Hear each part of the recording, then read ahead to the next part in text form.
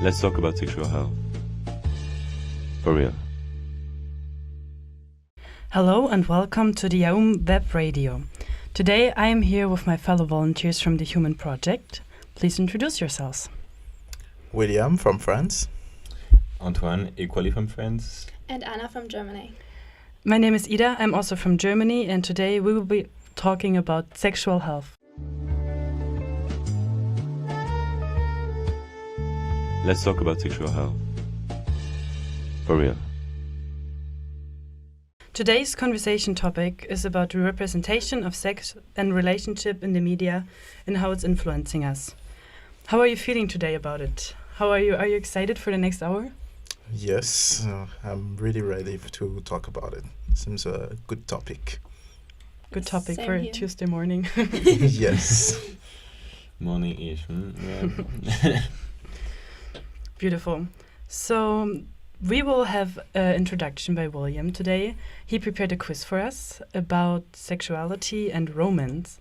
And to the listeners, you're very invited to also think about the questions. Maybe you know the answers. Maybe you're smarter than all of us here. But yeah, I'm very Probably. excited. I trust and believe in all of you, and I'm sure we'll have fun. It's small but very insightful and funny questions at the same time. So, are you ready? Yes. Very Okay. much. First question. What was the oldest form of love story? And if you can tell me when, that would be amazing. Oh my Wait, god. I had something. I think it's. Whoa. Like form like a Form of- letter, a Yes. book. Yes. Knowing that it's the oldest form, so there is not that much of a possibility as of way of expressing it. Was it like a cave painting? No. Any kind of painting? No. Oh my god. Written in words? Yes. Okay, I'd go for the 16th century. What about you two? No, earlier. I mean, Definitely. the Bible was written like more than 2,000 years ago, and there was love in there. I mean, Adam and Eve. So But Mhm. properly written, like not, how to say, so just sayings, but an actual, as a topic, love as a topic, right? So that's why I think it's quite late still. I would say like 500 before Christ. Wow. What about you, Anna? I would say. Okay, I say 550 just to have a bit more. Okay. And I'm gonna give the good answer to Anna because she was the closest one. It's actually 2,000 years before Christ. Wow. It was written on a tablet. It's called Istanbul 2461. It's called The Oldest Poem of Love, and it was an erotic poem addressed to a king by an unnamed female speaker. And for me, it was funny to look for that question and to ask you also, because love has always been present as a theme in literature, and it was really interesting for me as well to see that even before Christ, people were still talking about love. So, next question. When was written Romeo and Juliet? Okay, well, what's our margin of action on this? How many years, plus minus? You can have 20 years, more or Oh my less. god. I Generous. had English as an advanced course subject and we had that in school. I don't know. So Shakespeare lived in the 16th century, Yes. right? I think it's late. I think it's wait. I don't know. I'm very bad at guessing. Just have a guess. I just say 1542.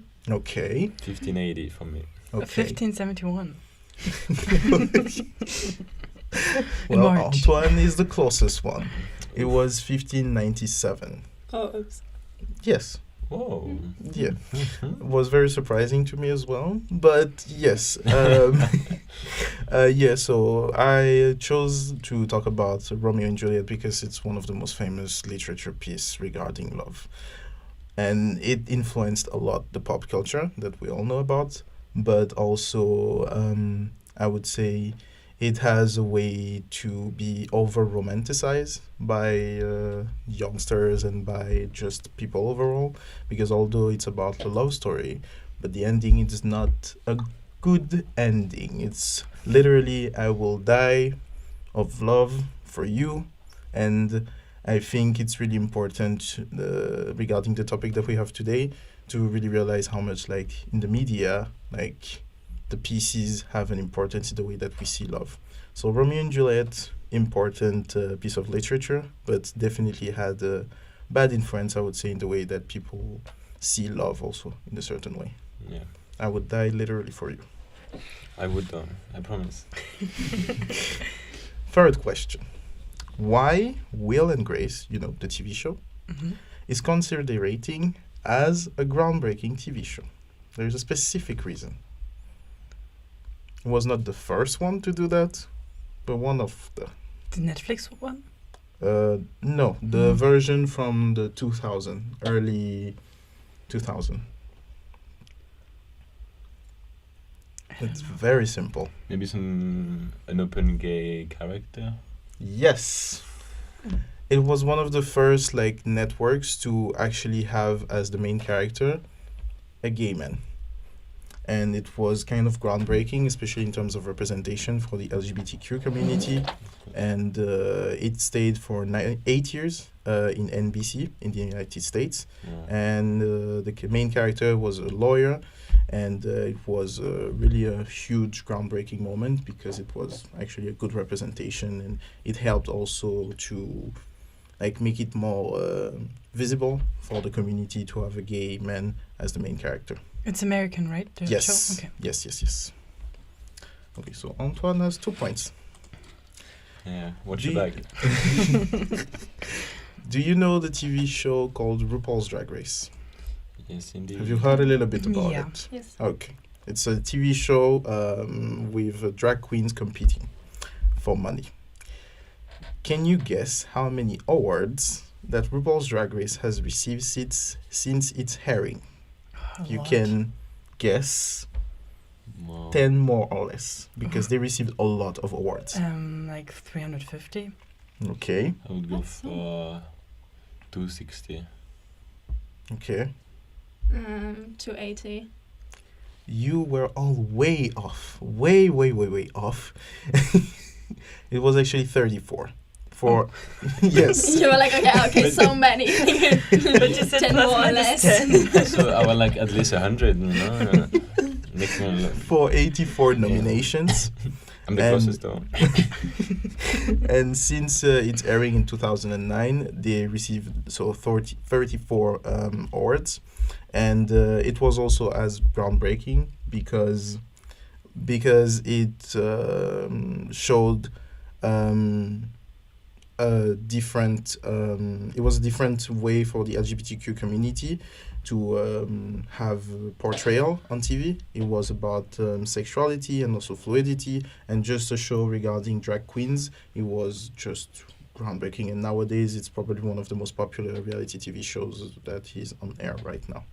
So yes, way off the answers. Okay, next question.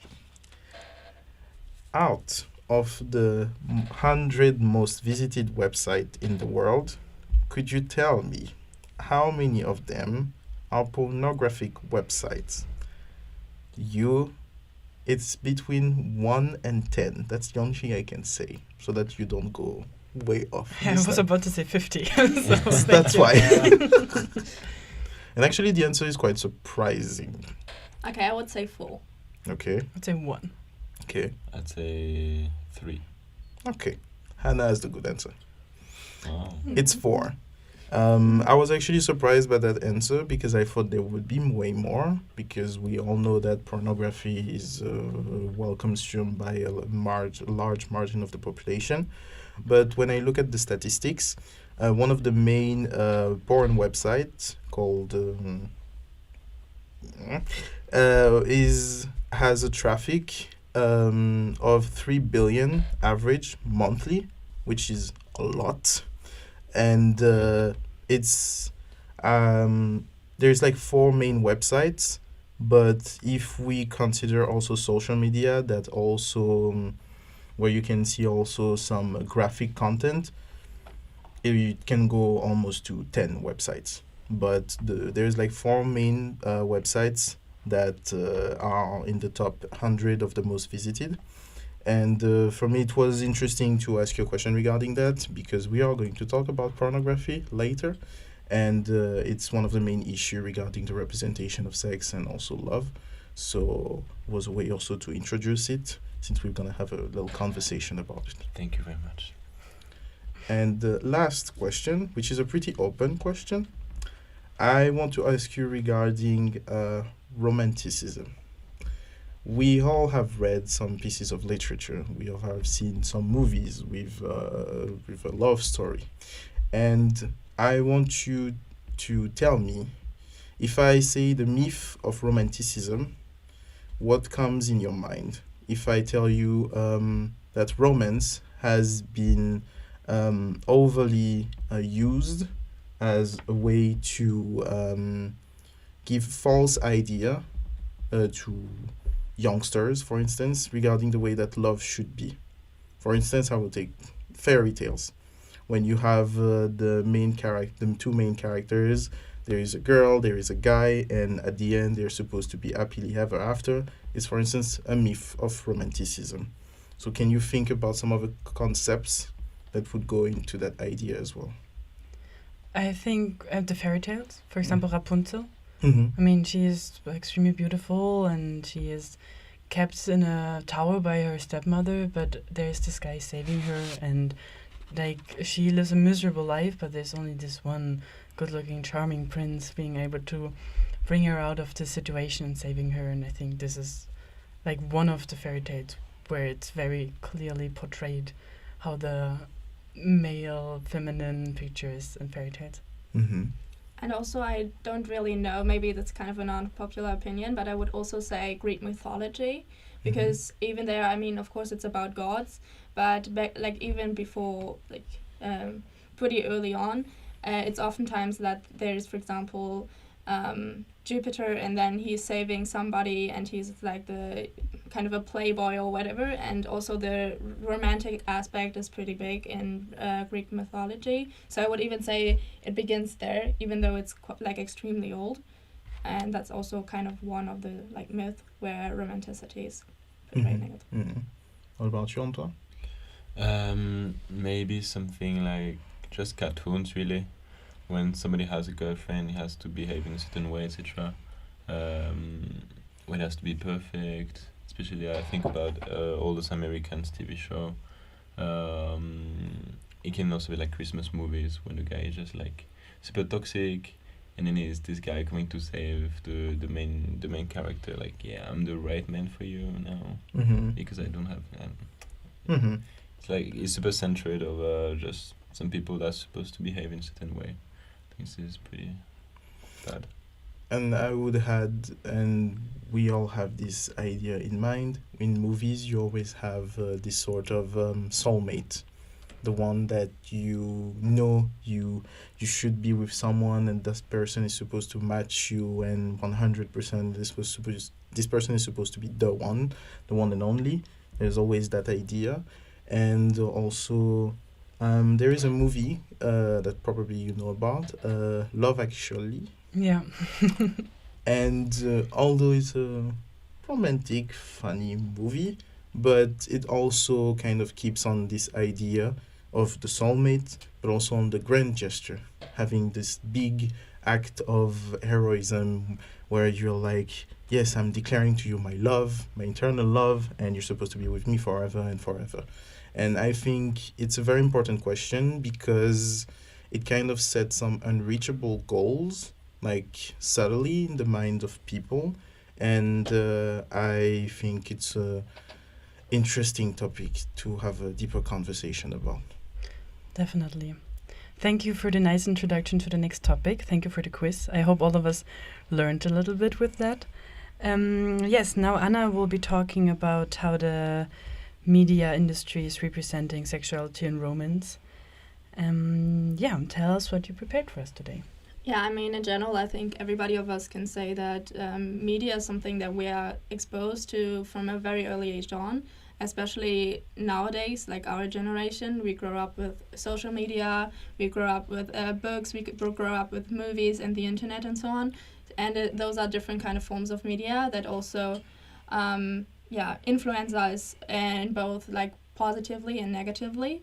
And so it's a very broad spectrum, but one problem that we saw while preparing our topic is the misrepresentation of romantic relationships in media, which is oftentimes very toxic.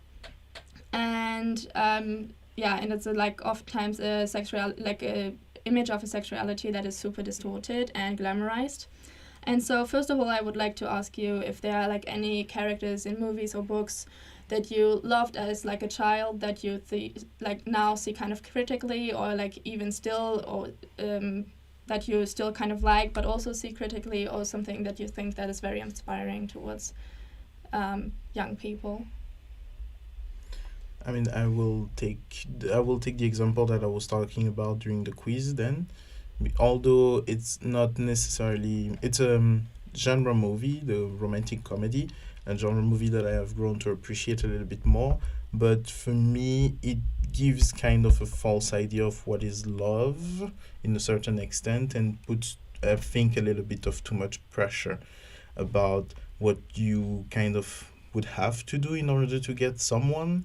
And also, I think it's also a standard of, how do you say that?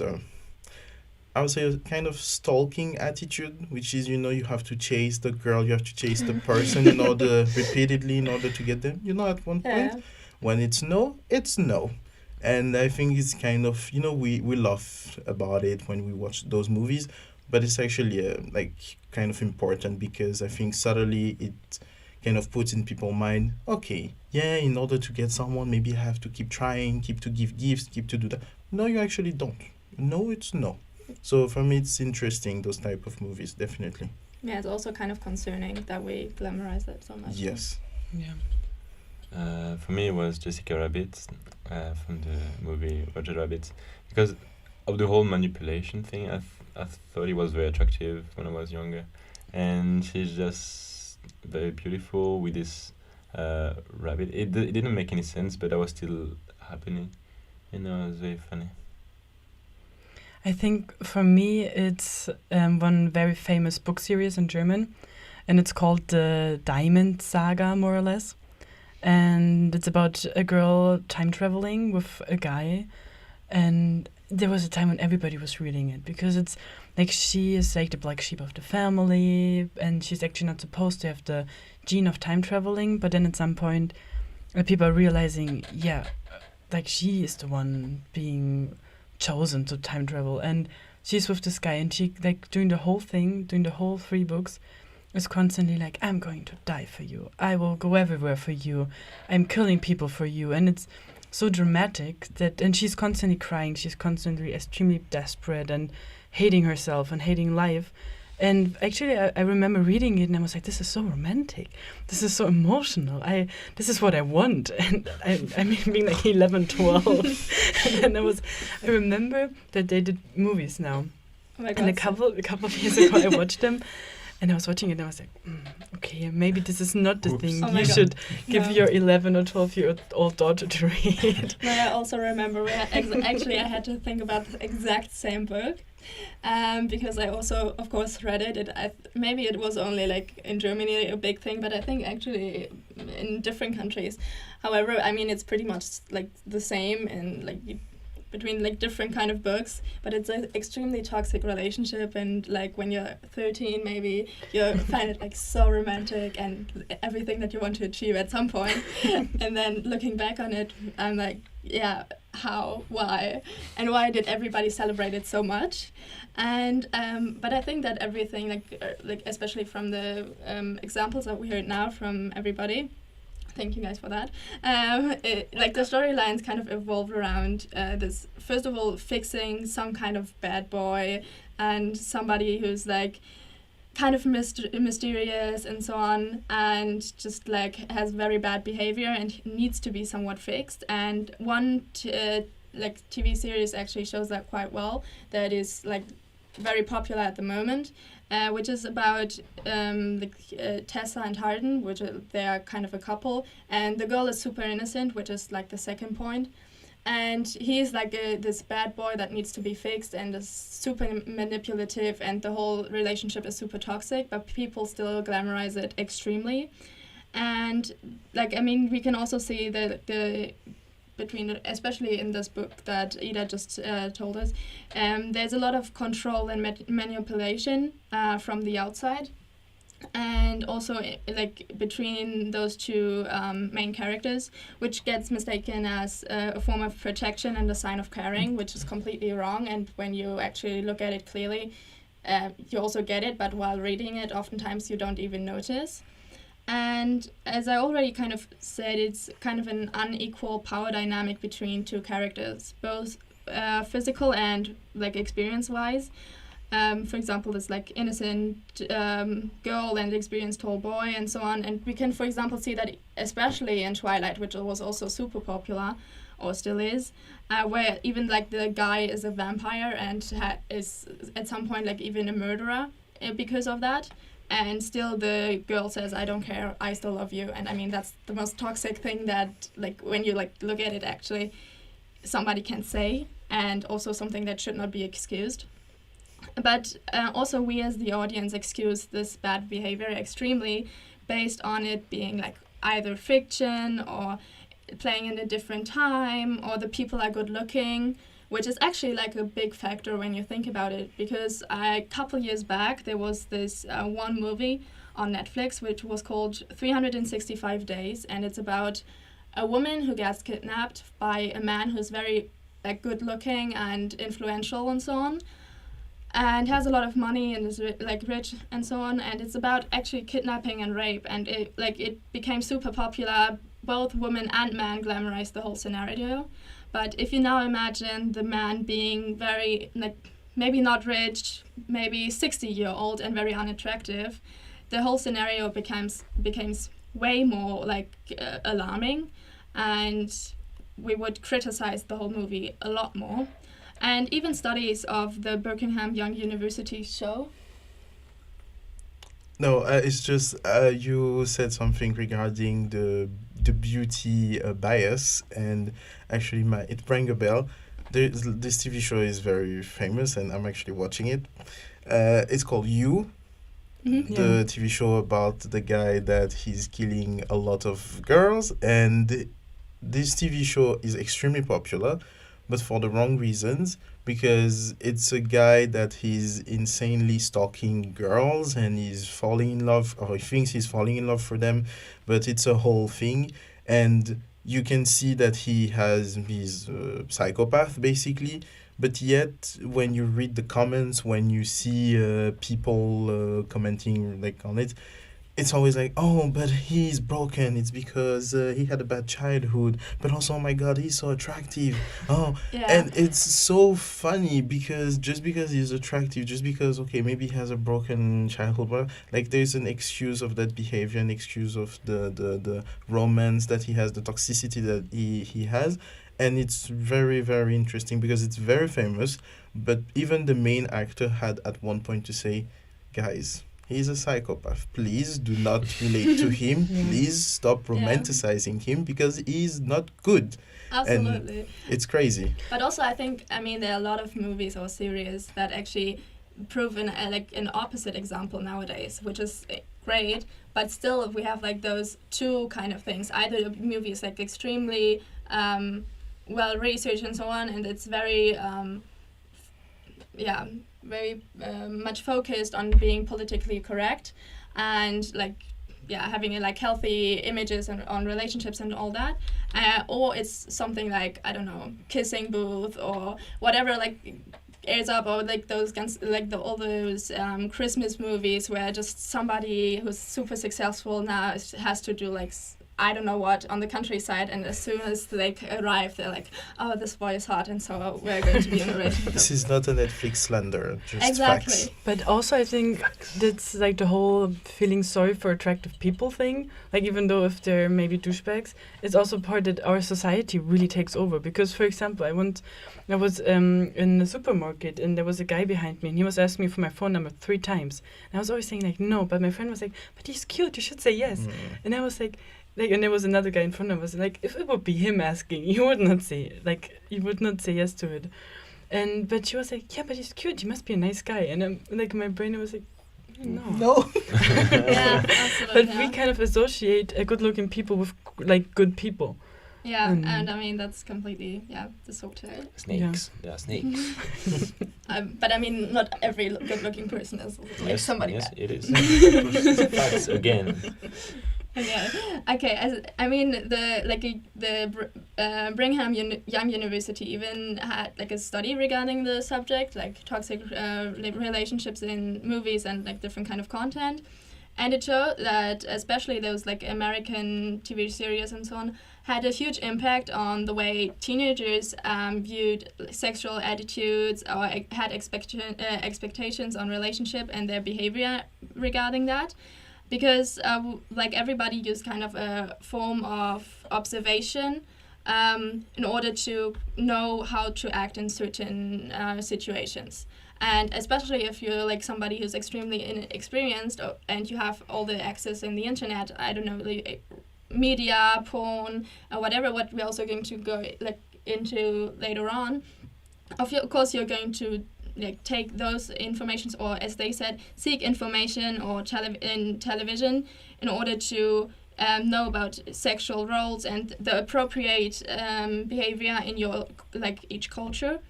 And so it's still like it is we try to apply it to our own life, which in some ways is good, but most of the time is also very much away from reality. And I think that all in all we can say that a lot of relationships and media are portrayed very toxic and are glamorized and so on. But I think still that there's a slow change coming.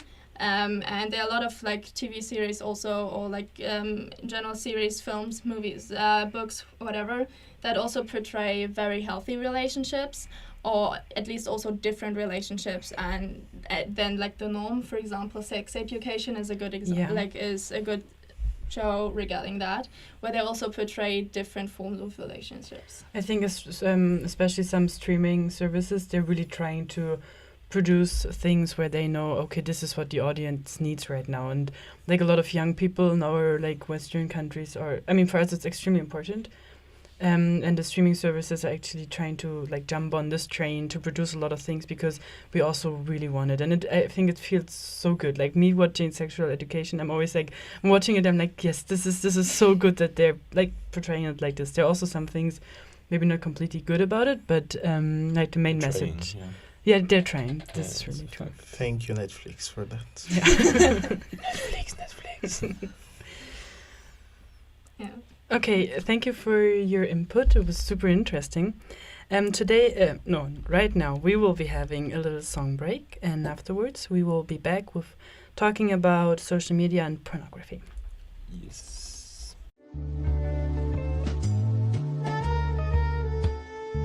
Let's talk about sexual health. For real. Welcome back to the AUM Web Radio. Today you are here with Antoine, William, Anna and Ida, and we will be talking about sexual health and the representation of romance and sexuality in the media and how it's influencing us. The next topic will be Antoine talking about pornography and the influence. Thank you very much, Ida. And I am indeed going to talk about the influence of pornography onto the young generation. So for starter, I would just say that for us that watch or didn't watch porn during our childhood, it might have some consequences on our behavior and our way of seeing sex and relationship in a realistic manner. And as a starter, I'd like to ask my dear co-host a few questions. And the first one will be, how can porn impact relationships? in your opinion, yeah, just not as a... I think pornography in general can have positive impacts on relationships. For example, the development of like sexuality in the relationship or also with yourself. So for example, you can outlive your sexual fantasies. You can also like personally grow and find pleasure with yourself. I think this can be really healthy, and also because I mean, especially when you're like in a monogam relationship, then like the sexuality is pretty much based on a partner. But I think it's also really important to find it with yourself, so you can. I mean, also your partner will profit from it, but also like in a relationship, I think watching porn can be like a nice benefit. Yeah.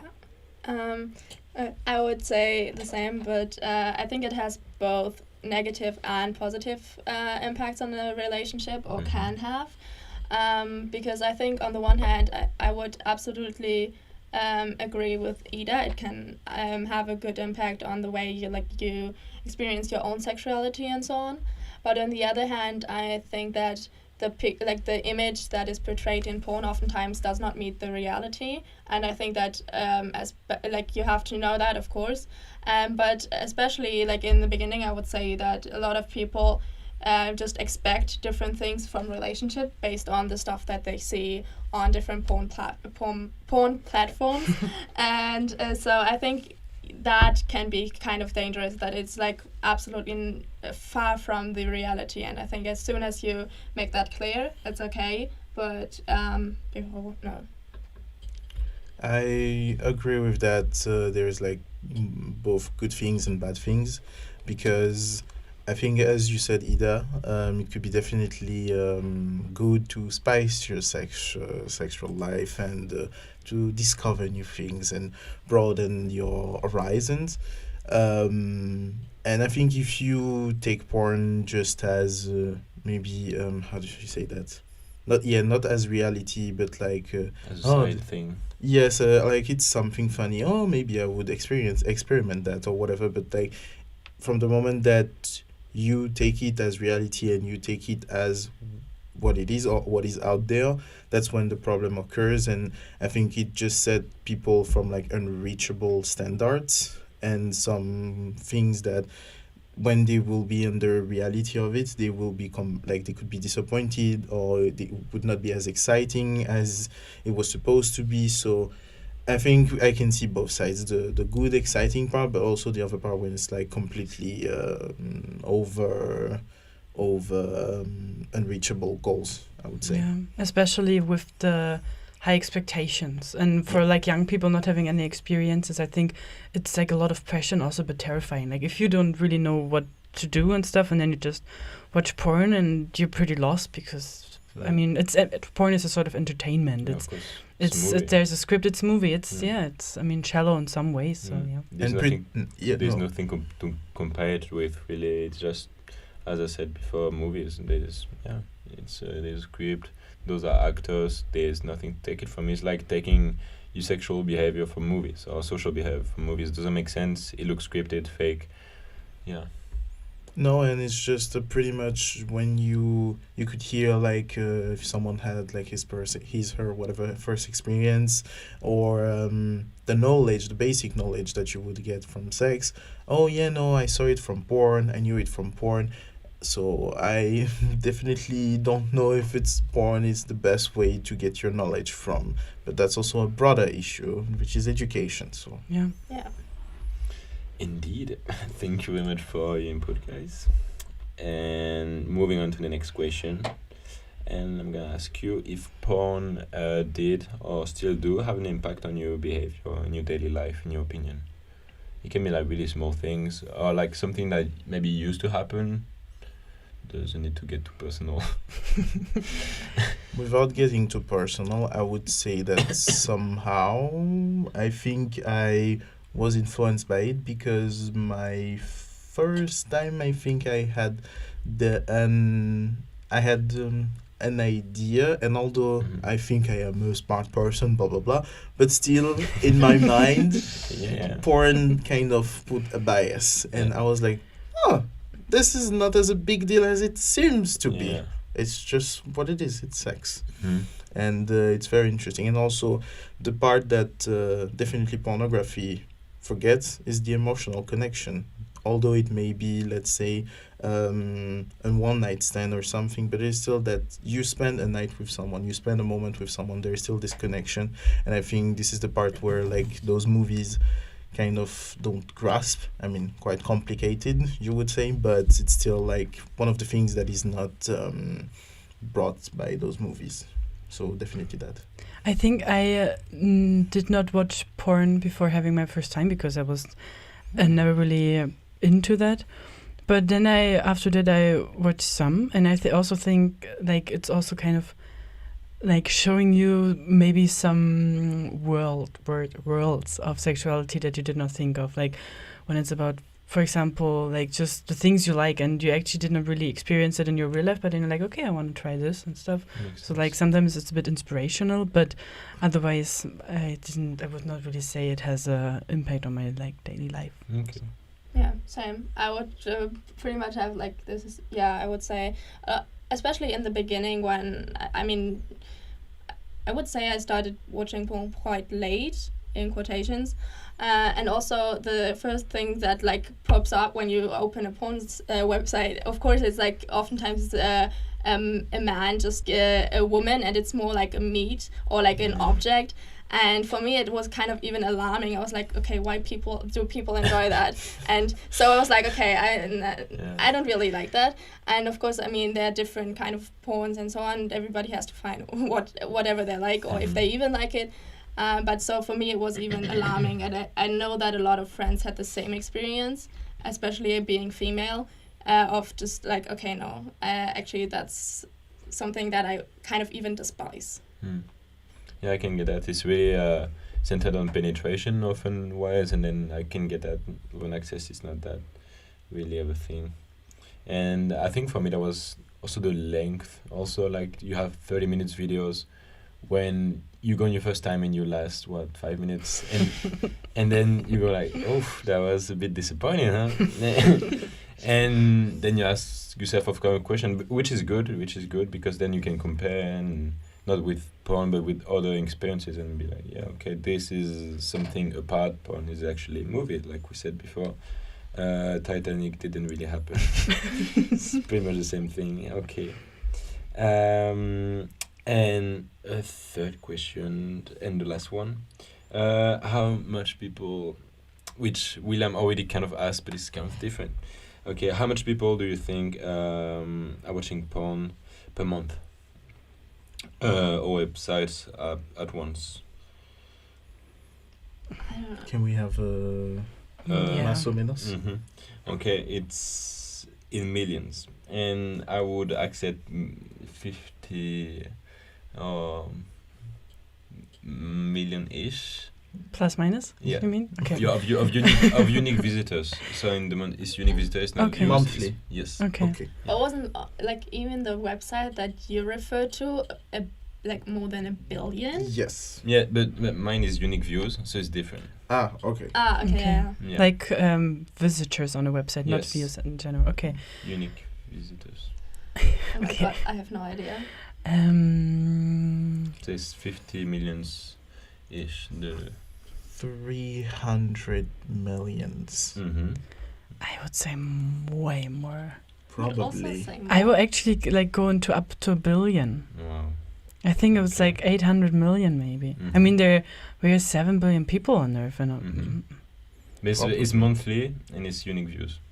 Because unique views means the cluck. Yeah, okay. I mean, But it's like also if I don't, it doesn't count if I watch every day. It's more like if I do it once a month, then Yeah. it counts. Yeah. Okay. Yes. Then but like 700 million? Okay.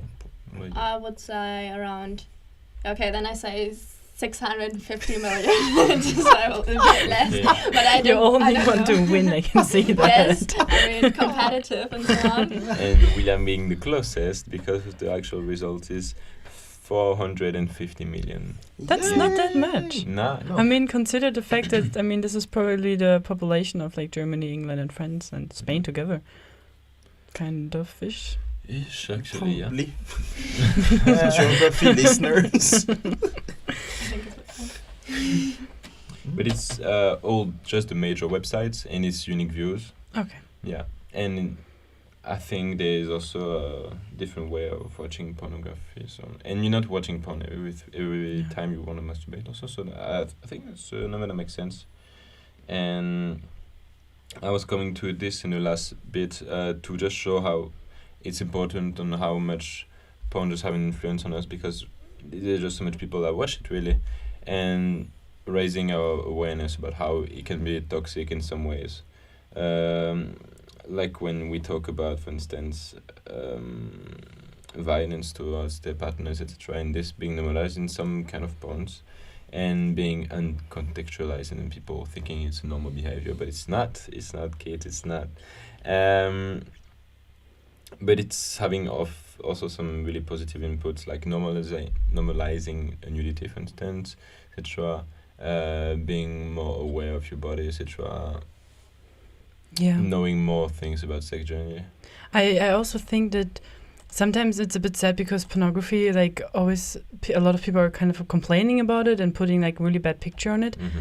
But I also feel like it's the same with other things, that there's so much more space for development when it comes to pornography and the consuming. Like there's so many like high quality porn movies, and I think it would be actually pretty great to like not make a big taboo out of it. For example, in school to be like, you can watch porn, there's nothing bad about it, it's actually pretty good, but maybe you should take an eye on, I don't know, stereotypical roles, that it's not hurting anyone, that's not hurting a minority or like a big part of the society. Like, I don't know, like what you mentioned, that like women are pretty much just objects, and it's actually pretty painful for like a lot of people to see like some certain porn content.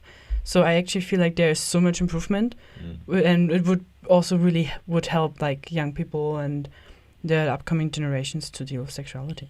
There's also some very good channel of porn that just propose also like the interview of the person that's actually masturbating themselves, etc., and then having the part at the same time, and then you actually can humanize more the person. It's really nice.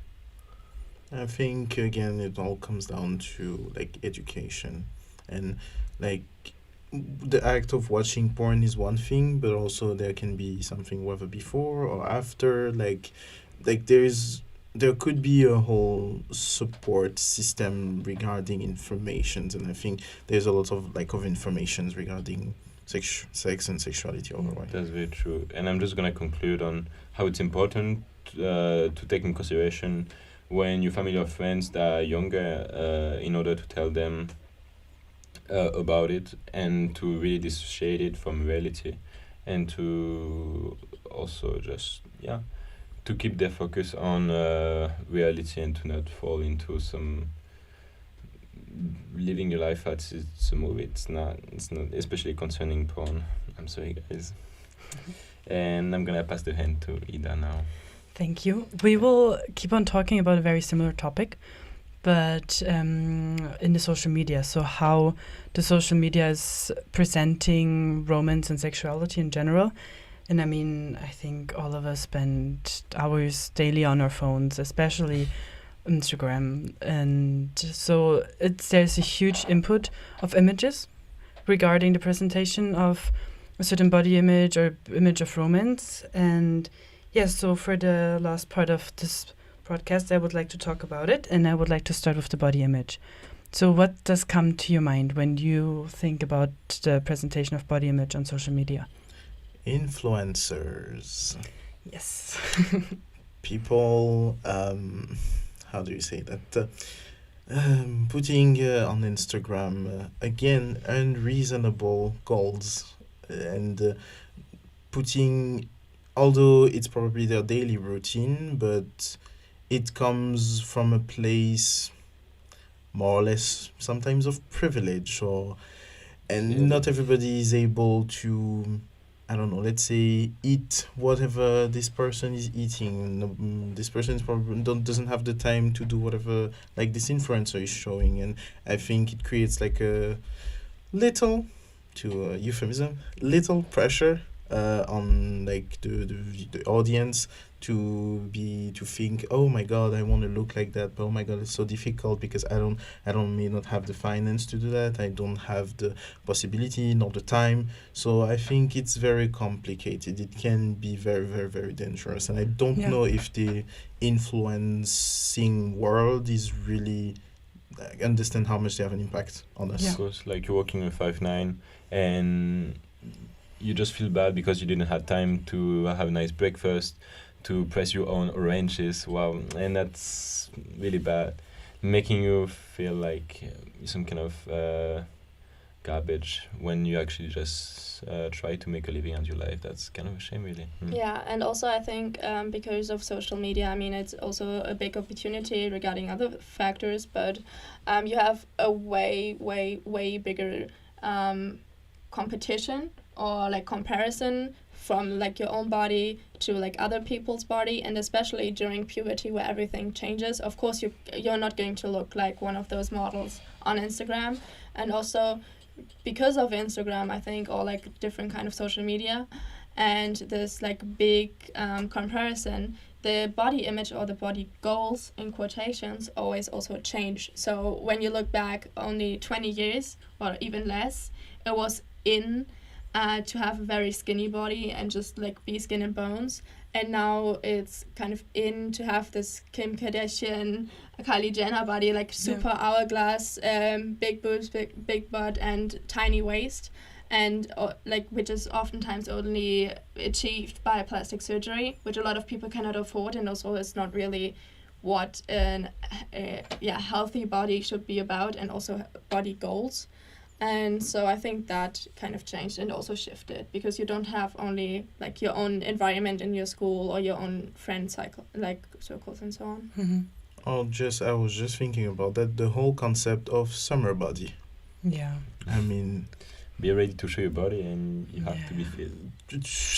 I mean, this is too much. The whole, oh my god, summer is approaching. I gotta be extremely fit. No, you really don't. You really do not have, like, you have to enjoy your body the way it is. If you want to feel healthier or do something that will make you feel good. But there's this whole culture regarding summer and having the nice body to take pictures in order to feel better on social media is extremely...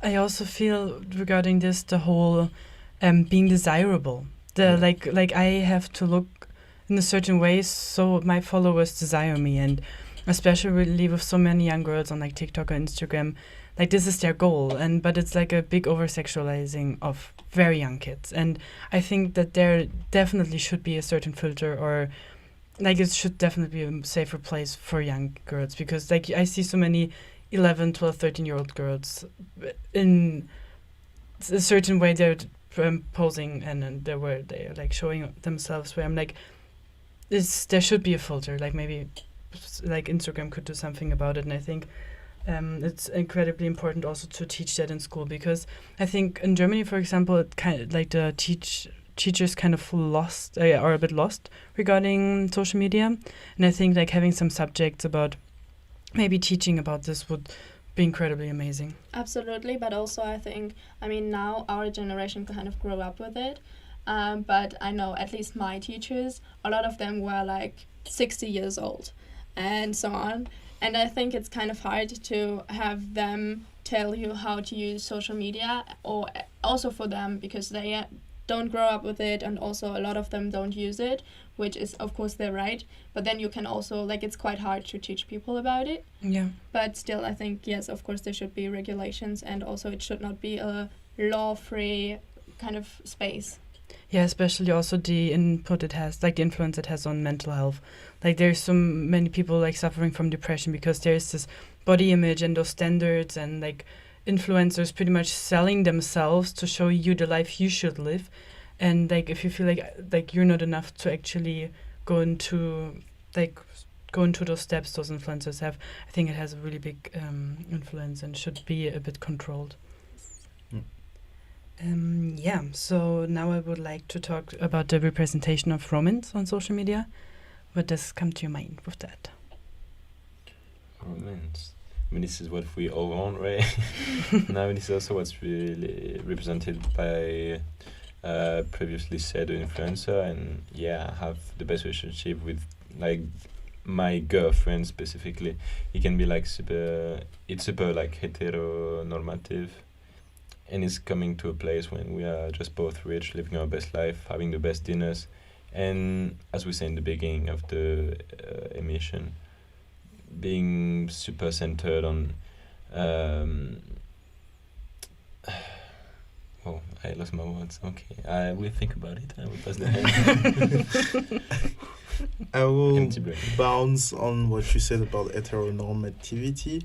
I actually have seen a lot of like couples on social media, like LGBTQ couples, and it's like it's funny because you would expect somehow maybe a different way for them to talk about their relationship, but at the end of the day they're still influencers, so it's the same effect. And I have a couple in mind. I'm not gonna say their name, but when I look at it, I'm thinking, this is really nice. This is really, really nice. It's really nice to see them happy. But in the same time, it's not nice because maybe it's the wrong day, the wrong context, the wrong moment. And you're like, oh my God, I'm alone. What is going on? And it's complicated. I know, I'm going to be very honest, I know it has definitely an effect on me. And I am thinking I'm not the only one. Like, I think there is definitely a way that I don't know how, but there should be something in order that people don't get too influenced by that. Yes, but I think it's good that there's quite a large representation of both hetero couples and also LGBTQ plus couples. But I think still, everybody should do whatever they think is right on social media and so on. Yeah. But still, for me at least, it's kind of wrong, or also it gives a wrong image to sell your relationship, because it does not give room for mistakes.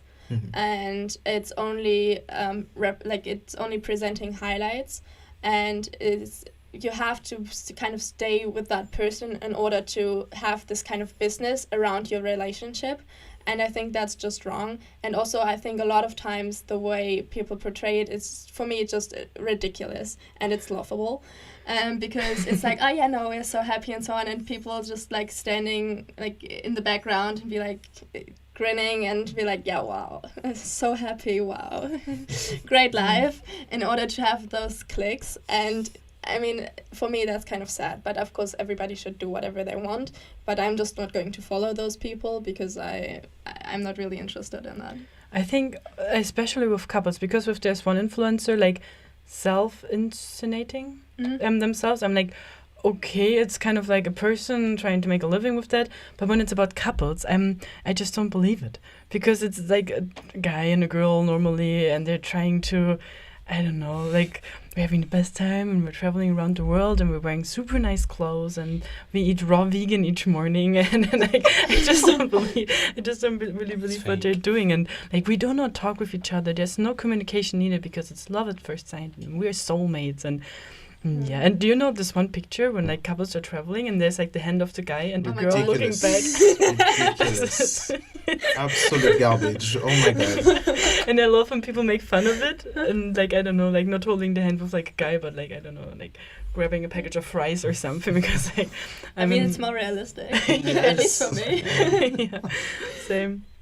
Better relationship. Yeah, but I think in general there's also a lot of good things happening on social media. So many great activists and so many posts raising awareness about everything, like from the gender debate to sexuality to relationships and toxic behavior with social media and politics. And I think that we should also look at like the positive side of that, but maybe there could also be the possibility of Instagram becoming a safer place with some more restrictions, maybe more like reasonable trigger warnings. Yeah. To just cut a bit the rubbish, let's say, and it's just fake. Nobody wants to see that really. We do, but not that much. Yeah. But I mean, there are a lot of people trying to change that. And I think, that's also something that is a nice change in order to come kind of away from all this, like, okay, no, this is everything is bad and this is ridiculous and why are we even doing that and so on. I think that you can actually see a big change. Yes, true. So this is it for today. I hope you enjoyed it. Thank you so much for listening to us. How did you feel? How did you enjoy it today? Yes. Cathartic. That was amazing. Amazing. Perfect. Thank you, guys. So we will be talking again next Monday at 3, again about sexual health. And for more information, you can go on the YouTube page of the AUM Association. And you can also follow us on Instagram and Facebook. And thank you so much and have a beautiful day. And there's going to be a replay for that. So if you want to check on YouTube, if you didn't catch the first part, don't hesitate also. And bye-bye. Bye. Bye. Bye. Thank you.